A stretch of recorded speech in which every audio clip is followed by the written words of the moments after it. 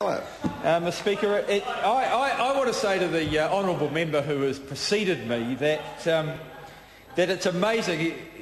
He sort of reminds me of Jekyll and Hyde, actually. You go to the Education and Science Committee and you have this highly competent chair, an absolute contrast to what happens when you go to Transport and Industrial Relations. Someone who gets the business through, who can work with the opposition, who can work with his colleagues.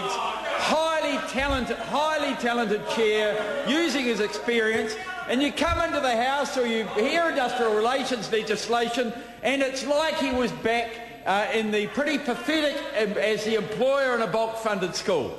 Mr Speaker, it's almost like a reversion. He's sort of back into the past, back into the dark ages, and Mr Speaker, it's sort of amazing that his colleague can't see his talent, the way that he can take on roles. I'm not sure what he taught when he was at school. Maybe it was English, because he certainly gives the impression of being a drama queen and has an ability to take on different roles and different characters when he comes into the House. And what I'm not, and I want to say I've had a bit to do with him recently, and I actually think that the reason why Alan Peachey is closer to the truth. But I do admire him. I do admire him for his ability to come into the House.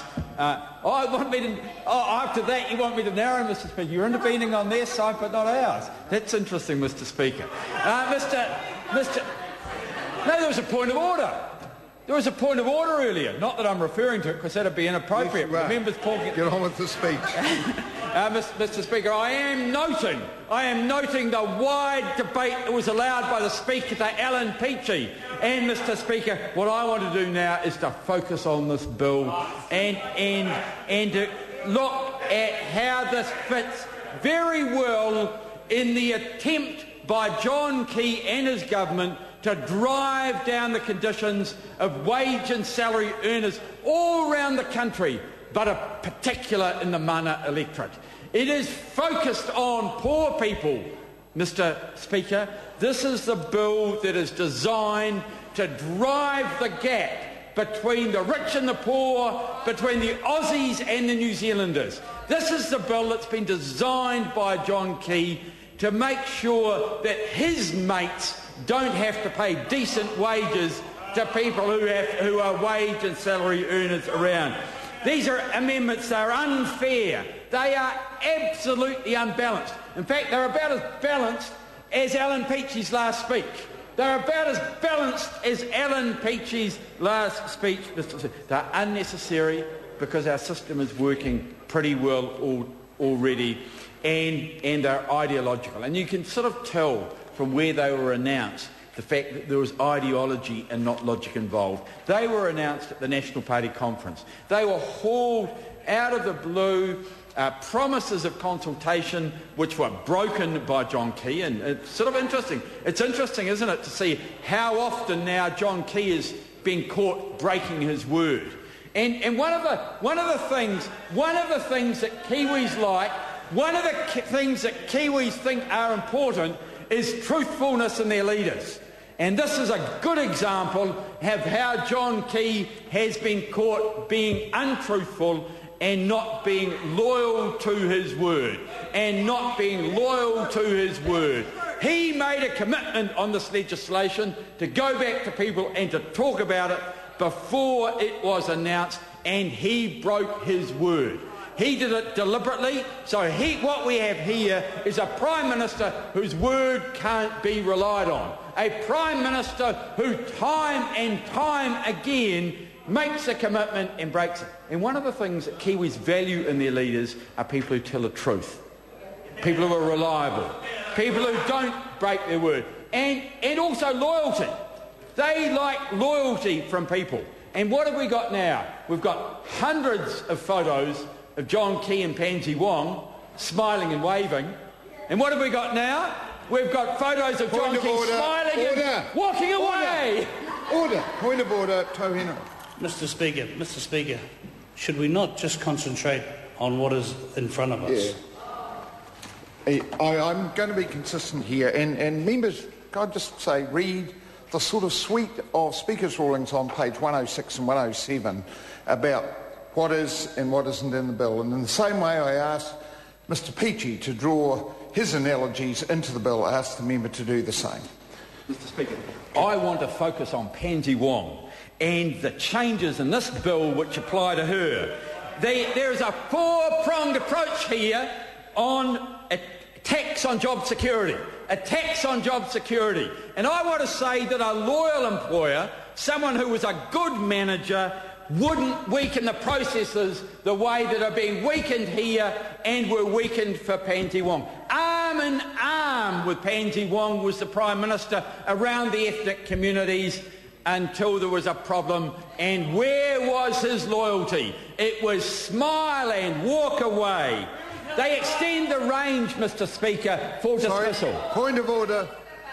Mr Speaker, I really fail to find the relevance in what the member is saying in regard to this bill, how he is responding to the fact that we're speaking on a piece of legislation that his comments seem to have no relevance to whatsoever. I'm very concerned about that. Speaking to the point of order, Mr Speaker, the bill has a lot to do with job security, about processes for dismissal, rights to appeal, rights to reinstatement. All of those apply to Pansy Wong. Yeah. Members are still expected to discuss the main purpose and contents of the bill, and I'd ask that the members do that, and if they are making analogies, they must draw them into the main purpose of the bill. Trevor Mallon. Mr Speaker, what this bill does is make it easier to dismiss people and harder for them to be reinstated. It is absolutely clear that this is part of the purpose of this legislation.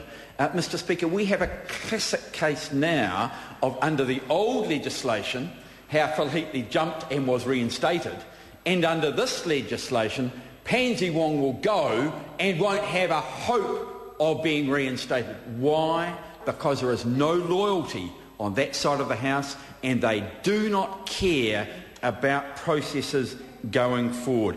John Key tried to sell this as part of a plan to grow the economy. But we all know what the evidence is, Mr Speaker, in this area.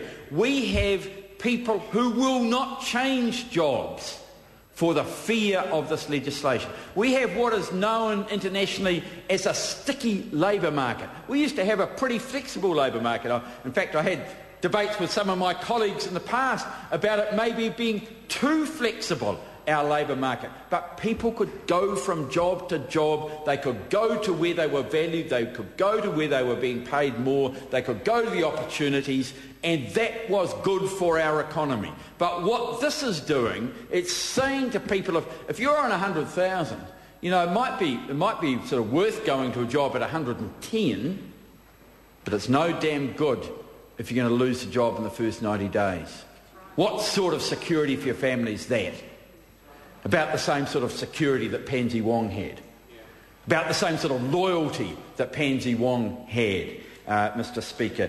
And what this is clear is that there is being no attempt on the part of the government to close the wage gap with Australia. Because what this legislation is designed to do, it is to drive down the conditions for wage and salary earners in New Zealand. It is the intention of this government to drive down conditions in order to make wage and salary earners earn less so their mates can make bigger profits. And I say, Mr Speaker, that is a very short-term approach, because all of the international evidence now is that when workplaces are working well together, where workers are valued, where they are trained, where their skills are better, where there is a two-way commitment, they know that the employer is not going to do the smile and wave goodbye or the smile and walk away approach to them. When they know that is the case, then their workplaces become more and more productive, profits go up, and everyone is better off. The owners, the managers, and the wage and salary earners themselves. Mr Speaker, New Zealand already has amongst the most flexible labour laws in the developed world. I think it's fair to say in the time